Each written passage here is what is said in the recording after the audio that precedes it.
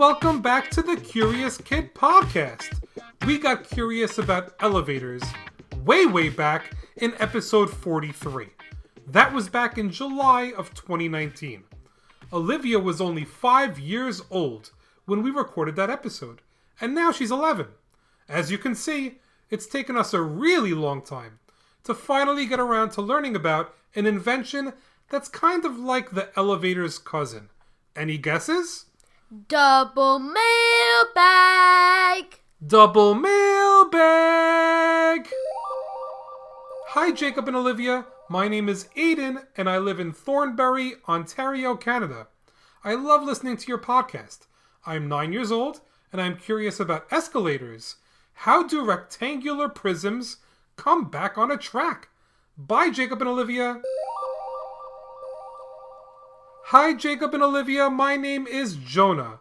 I'm 6.5 years old, and I live in Ottawa, Ontario, Canada's capital. I'm curious about escalators. I'd love to know more about how they work. Thanks for being awesome. We're not awesome. You guys are awesome. And you're both from Ontario, Canada. I mean, what are the chances? I thought maybe you guys might know each other. I did a bit of investigative research and figured out that even though you both live in the same Canadian province, the distance between you is about 6 hours by car. Anywho, we can't wait to get curious about escalators for the Pod Squad from Ontario, Aiden, and Jonah. Getting curious about escalators is what we're up to this week. Olivia, let's kick things off with the question of the week. The 3 longest escalators in the world can all be found in the same country. The question of the week is, in which country can you find the longest escalators in the world? When you hear how long those escalators are, you're not going to believe it. Escalators are awesome. They're like moving staircases that carry us up and down like we're royalty. Have you ever stopped to think how cool that is? Yeah, Dad. Nothing screams thrill ride like a slowly moving staircase at the mall. But what if I told you that escalators have an interesting history and some weird world records? Okay, now I'm curious. So let's start with the basics. An escalator is a moving staircase that helps people go up and down without having to walk. And they work by using something called a chain loop system. Inside the escalator, there are a bunch of hidden gears, motors, and 2 giant loops of chain. The steps are actually attached to the chain, and as the motor moves, the steps pop out at the bottom, rise up, and then disappear back underneath the top. In other words, the steps don't just go straight up and down. They're like an endless cycle, always moving, but somehow never running out of stairs. It's similar to a treadmill. The part of the treadmill that someone walks or runs on is called a belt. The belt loops around the treadmill, and when the treadmill is on, it just goes around and around. So the part of the belt that's not visible, because it is under the treadmill, will loop back around to the top and then go back under, repeating over and over again. Escalators are similar, but a bit more complicated because stairs are involved. Each step is attached to the rotating chain and always stay level, no matter where it is on the escalator. The steps are designed with grooves to fit together like puzzle pieces, making the transition between steps smooth.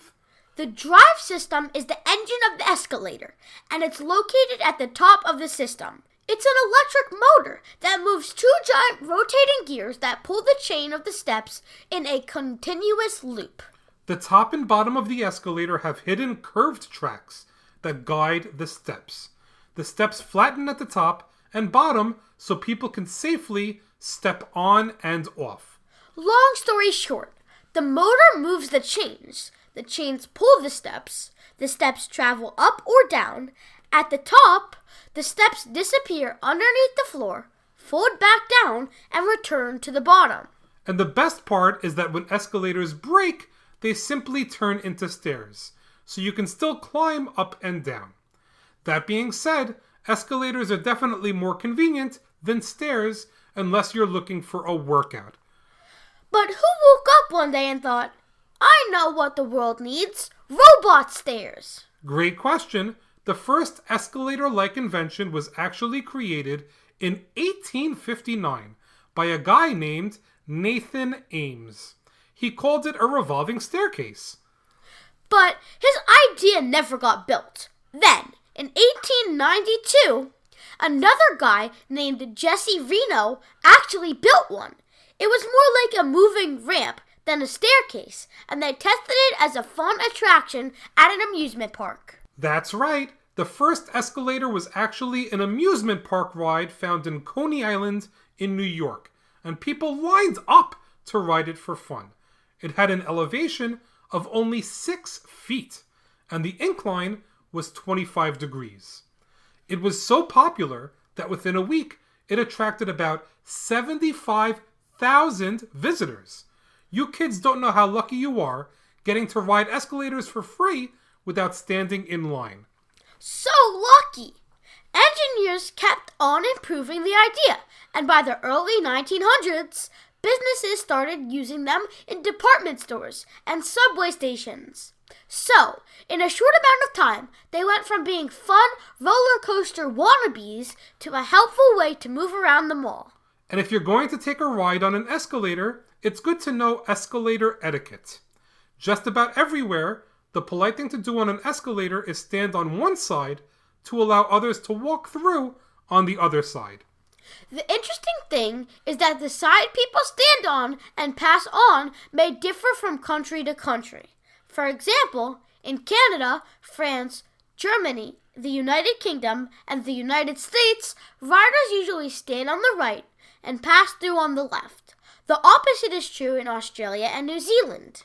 To ride an escalator safely, be sure to follow what locals are doing with regard to which side to stand on and which side to pass on.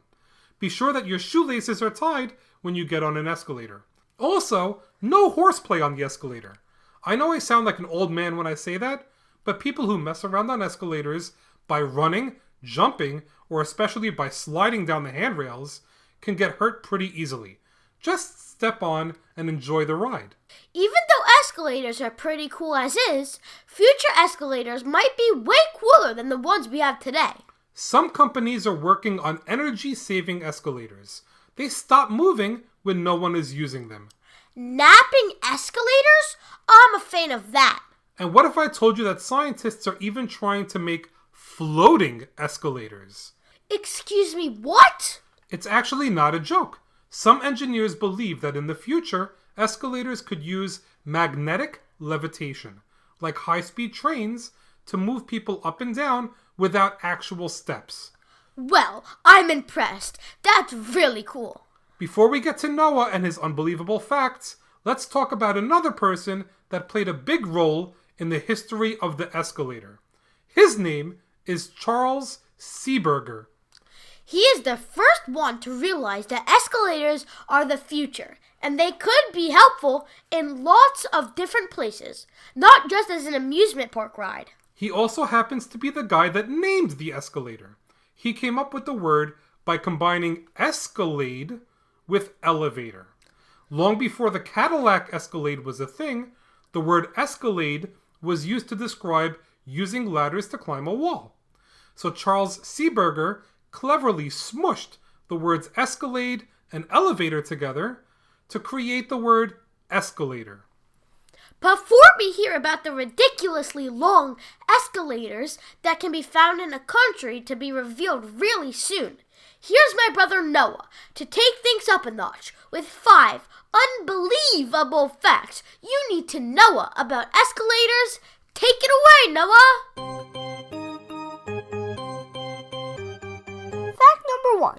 In the United States alone, there are about 35,000 escalators that around 245 million people ride daily. Fact number 2. The average escalator moves at a rate of about 120 feet or 36 meters per minute. And the incline of the average escalator is 30 degrees. Fact number 3.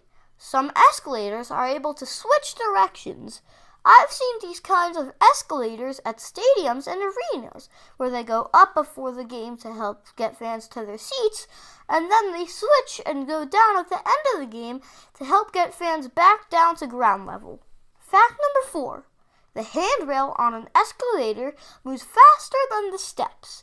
This is done intentionally to help people hold on better. Fact number 5. The shortest escalator in the world is the Petite Escalator, and it can be found in Kawasaki, Japan. It is only 5 steps tall. That is one adorable escalator, if there is such a thing. Let's tell you about an escalator that's a little less adorable. Olivia, which country boasts the 3 longest escalators in the world? The 3 longest escalators in the world can all be found in Russia. They are all located in metro stations, and they are all exactly 453 feet, or 138 meters, in length. The elevation of each escalator is 226 feet, or 69 meters. In comparison, the longest escalator in the United States is 230 feet long. That's about half as long as the escalators in Russia, and it's good enough for the 18th longest escalator in the world. It can be found at the Wheaton Metro Red Line station in Washington, D.C. Before we wrap things up for this week, we have a follow-up from a previous episode. We got curious about the Northern Lights a few months ago in episode 294. In that episode, we mentioned that some people say that you can actually hear the Northern Lights. We asked any listeners that have seen the Northern Lights for themselves to let us know if they think they heard them too. Well, guess what? A listener got in touch with us to tell us their experience with the Northern Lights. Here's what the message said. Hi, Olivia, Noah, and Dad. My daughters, Molly, aged 9, and Lillian, aged 7, their dad, and I love Curious Kid. We have listened to every episode a few times over. We were listening to your recent episode about the Northern Lights. I lived in a beautiful city called Yellowknife in the Northwest Territories in northern Canada. One night, I was walking home from work, and the auroras were the brightest I've ever seen, and I heard them crackle. It was magical. That is magical. Thank you so much for sharing with us. We hope to travel somewhere someday so we can get a glimpse, and maybe even hear, the Northern Lights. Speaking of magical, we also want to read a 5-star review we received recently. It says, Hi Jacob and Olivia, we are Brandon age 8 and Aylin age 12. We live in Boise, Idaho. We love your podcast so, with 5 O's, much. You guys do such a great job on all your episodes, and we listen to one every night. You guys are so close to 300 episodes. Keep up the great work and stay curious. That's awesome! If you leave a 5-star review for the podcast, we might read your review in the very next episode. So what are you waiting for? Thanks so much for the review, Brandon and Aylin. Also, a big thanks to all the listeners that left special messages of congratulations for our 300th episode. They meant so much to all of us here at Curious Kid Podcast headquarters. We have another amazing listener to thank. We want to thank our newest Patreon supporter, Paloma T. It's never been a better time to be a Patreon supporter. As a Patreon supporter at the $1 level, you get a thank you in an episode, early access to ad-free episodes before anyone else gets to hear them, messages from Olivia and Noah so you can get to know them better, and a Patreon-exclusive episode on sports history every month. This month, our amazing moment in sports history episode is on baseball, and the story is absolutely insane. Do you have a sibling you're really competitive with? If so, you are totally going to relate to the story in our Amazing Moments in Sports History Patreon exclusive episode.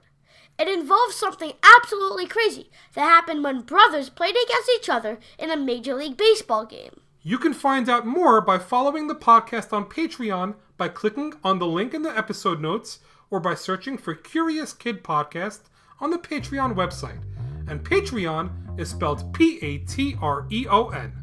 Well, that's a wrap for this week's episode. Thanks so much for listening to this week's podcast, number 306, on Escalators. Great job, Olivia, and great job to Aiden and Jonah for an episode topic suggestion that really escalated quickly. Join us next week when we will get curious about rabies for a listener in Massachusetts. As always, thank you so much for listening and getting curious with us.